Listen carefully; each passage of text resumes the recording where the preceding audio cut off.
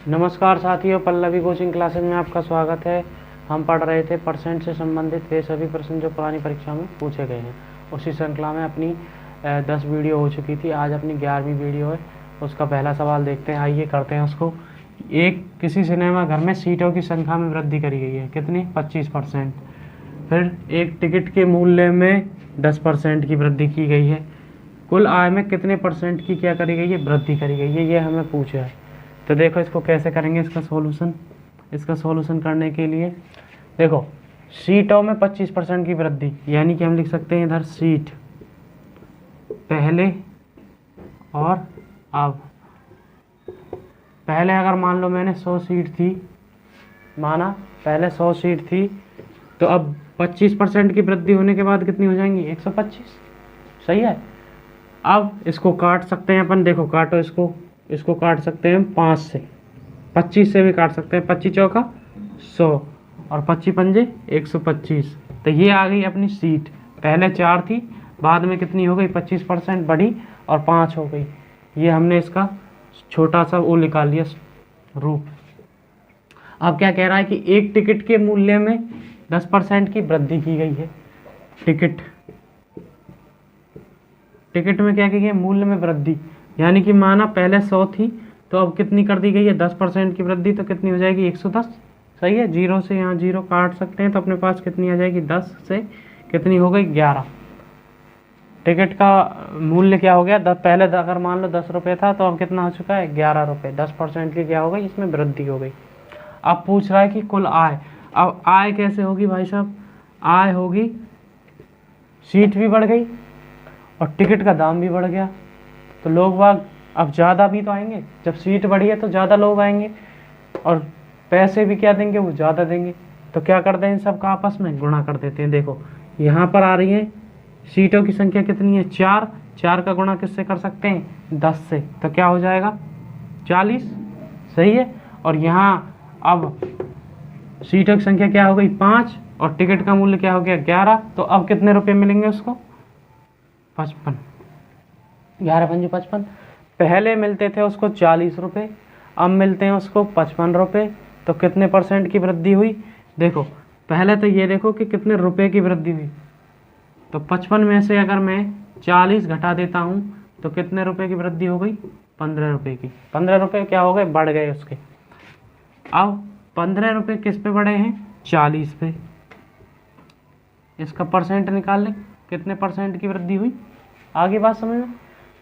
55 रुपये पहले, ये अब के हैं। पहले कितने थे? 40 रुपये। इन दोनों का अंतर कितना है? 15 रुपये।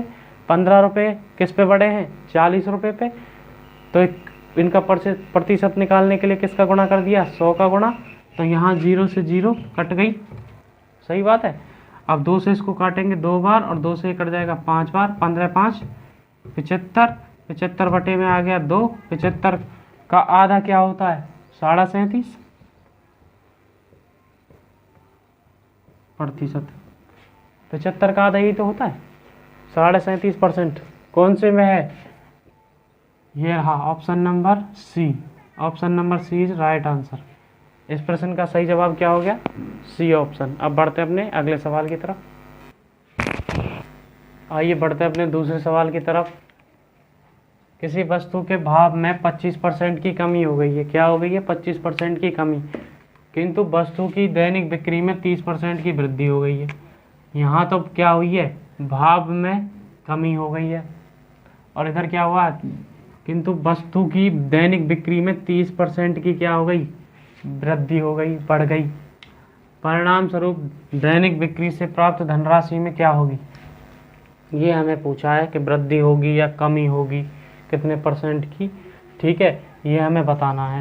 ये SSC CGL में पूछा हुआ, CHSL में पूछा हुआ एक सवाल है। आइए करते हैं इस सवाल को। कैसे करेंगे? देखो किसी वस्तु के भाव में 25% की कमी हो गई। यहाँ हमने लिखा पहले की तरह भाव, पहले और अब। पहले क्या था? पहले मान लिया मैंने 100 रुपये था, कमी हो गई। कमी होने पर कितना का हो जाएगा? 100 में से 25 गए तो 75। इसको काट सकते हैं। 25 चौका 100, 25 थी 75, यानी कि पहले 4 रुपये था, अब बाद में कितना हो गया? 25% की कमी होने से 3 रुपये रह गया। ठीक है, इस प्रकार से हम मान सकते हैं इसको। किंतु वस्तु की दैनिक बिक्री में 30% की वृद्धि हो गई, मतलब बिक्री में क्या हो जाएगी, बढ़ोतरी। अब कितनी बढ़ोतरी होगी, देखो अगर मान लो पहले 100 बिकती थी तो अब कितनी बिकने लगी है, 130। या मैं कह सकता हूँ 0 से 0 काटने के बाद कि पहले 10 बिकती थी, अब कितनी बिकती हैं, 13 बिकती हैं। सही है। तो बिक्री से प्राप्त धनराशि में अब क्या होगा, अब क्या करेंगे, अब हमें निकालना है इसमें धनराशि। धनराशि का पता लगाना है। देखो भाई, कोई वस्तु है, उसे हमें बेचना है तो उसका कुछ ना कुछ भाव होगा, और फिर वो कितनी मात्रा में बिक रही है, तो उन सब का टोटल करके ही तो अपने पास धनराशि आएगी। सही है ना। तो देखो यहाँ पर 4 का गुणा अगर मैं 10 से कर देता हूँ तो मेरे पास 40। पहले मुझे 40 रुपये मिलते थे वस्तुओं को बेचने पर, और अब कितने मिल रहे हैं, 13 थी 39 रुपये, 39 रुपये मिल रहे हैं। ठीक है, पहले मुझे मिलते थे 40 रुपये, फिर मैंने क्या काम किया कि भाव में तो कमी कर दी और बिक्री में क्या कर दी, बढ़ोतरी। ठीक है, तो अपने पास क्या आ गया, 40 से कितने रुपए मिलने लगे, 39 रुपये। तो क्या हो गई, कमी। कमी हो रही है तो ये ऑप्शन तो गलत हो गए। सही बात है, कमी होने की वजह से। अब कमी कितने की है, 40 माइनस 39, कितने रुपए की कमी है, 1 रुपये की। किस पे है, 40 पे, गुणा में 100।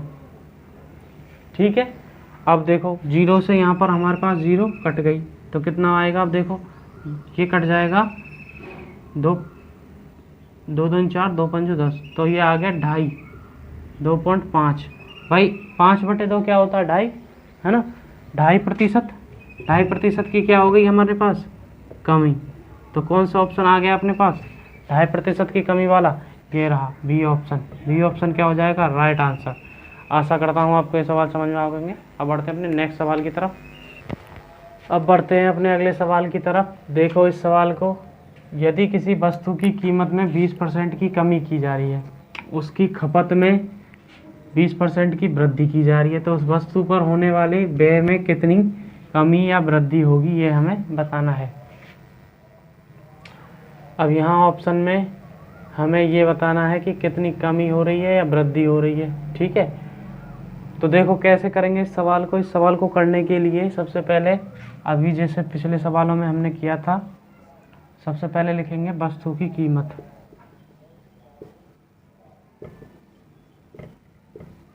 पहले क्या थी और अब क्या चल रही है। देखो वस्तु की कीमत पहले मान लो 100 रुपये थी, अब क्या हो गई, 100। देखो कमी की है तो 80 हो जाएगी, 100 में से 20 गए तो 80। सही है, 0 से 0 काट दिए, इसको और काट सकते हैं अपन, 2 पंजू 10 और 2 चौके 8, 5 से क्या रह गई, 4। वस्तु की कीमत पहले अगर 5 रुपये थी, अब क्या रह गई है, 20% की कमी होने की वजह से कितनी रह गई, 4 रह गई। अब कह रहा है कि उसकी खपत, वस्तु की खपत के बारे में देखते हैं। खपत में 20% की वृद्धि हो रही है, यानी कि मान लो पहले खपत 100 रुपये थी तो अब कितनी हो रही है, 120। ठीक है, यहाँ मैंने 0 से 0 काट दी, इसको और काट सकते हैं, 2 पंजू 10 और 2 सिक्की 12। इस प्रकार से ये हो गई वस्तु की कीमत में और खपत में। अपने पास पहले अगर मान लो 5 खपत होती थी वस्तु की, तो अब कितनी हो रही है, 6। संख्या कितनी हो गई, 6, यानी कि इसमें क्या हो गई, वृद्धि हो गई खपत में।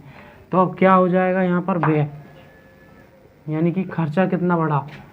पहले वस्तु की कीमत इतने रुपए की आती थी, 5 रुपये की, अब कितने की हो गई, 4 रुपये की। और जो खपत है वो पहले 5 होती थी वस्तु की, और अब कितनी होने लगी है, 6।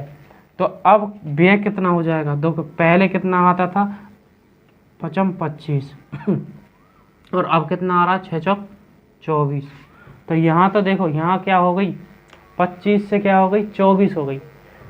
तो खर्चा पहले कितना था, 25 रुपये था, अब कितना होने लगा, 24 रुपये, यानी कि खर्चा क्या हो गया, कम हो गया। ठीक है, तो इसमें क्या आ गई, कमी, व्यय में।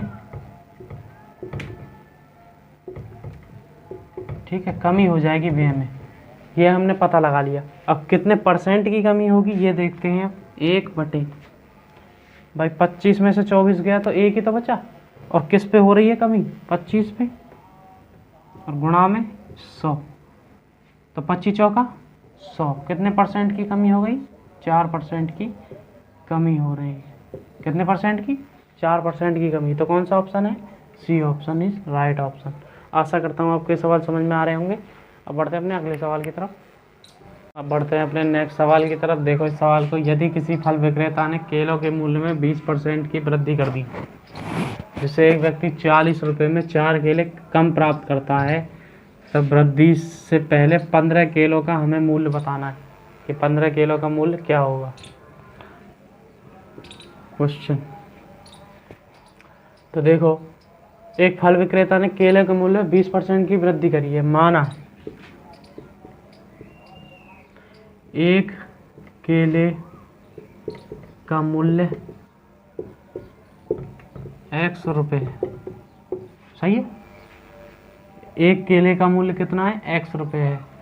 अब क्या कह रहा है, उसने 20% की वृद्धि कर दी, 20%। तो अब केलों का मूल्य, अब एक केले का मूल्य हो जाएगा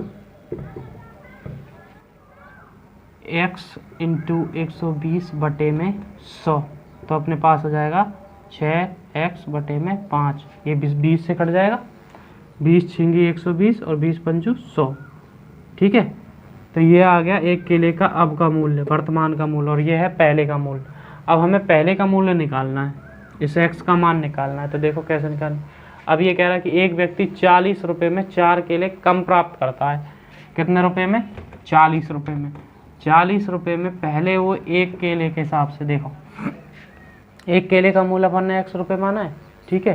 तो 40 रुपये में हमने x का भाग लगा दिया, यानी एक केले के रुपये का भाग लगा दिया कि कितने केले आएंगे, माइनस फिर हमने लगा दिया कि 40 रुपये में अब कितनी केला आएंगी, अब कितनी आएंगी, 6x इंटू में 5 का हमने इसमें भाग लगा दिया। अब का मूल्य ये है, पहले का मूल्य ये था। पहले 40 रुपये में 40 बटे x केले आती थी, और अब आ रही हैं 40 बटे 6x बटे में 5, इतनी केला अब आ रही हैं। और इनका जो अंतर आ रहा है वो कितने केलों के बराबर आ रहा है, 4 केलों के बराबर आ रहा है।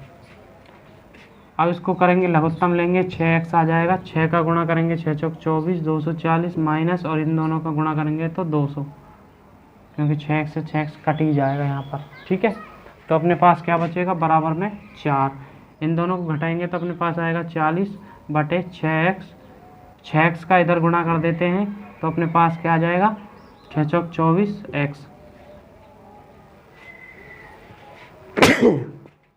अब यहाँ से x का मान निकालेंगे, x का मान आएगा अपने पास, देखो 40 बटे में